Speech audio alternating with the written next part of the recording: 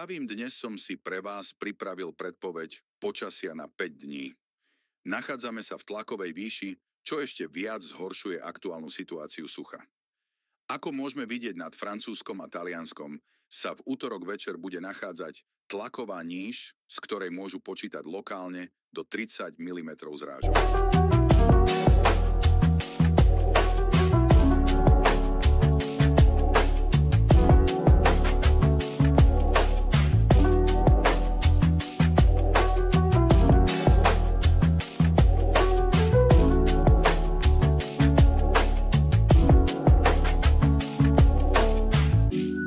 V stredu sa táto tlaková níž už bude nachádzať nad Chorvátskom a Talianskom, kde v priemere spadne do štvrtka rána 40 mm lokálne, to môže prekročiť aj hranicu 100 mm.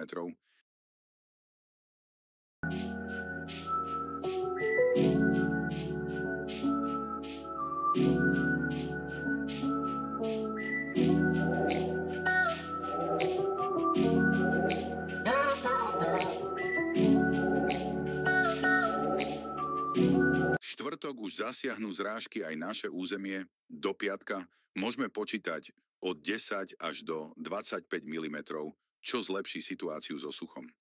V sobotu ešte oblačné počasie, nedeľu a pondelok už bez zrážok a na celom Slovensku slnečno s malou oblačnosťou.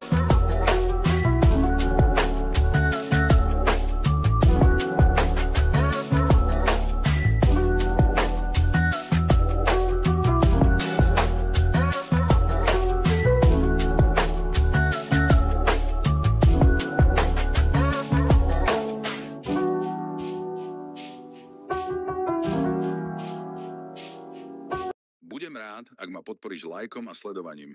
Vidíme sa v ďalšom videu.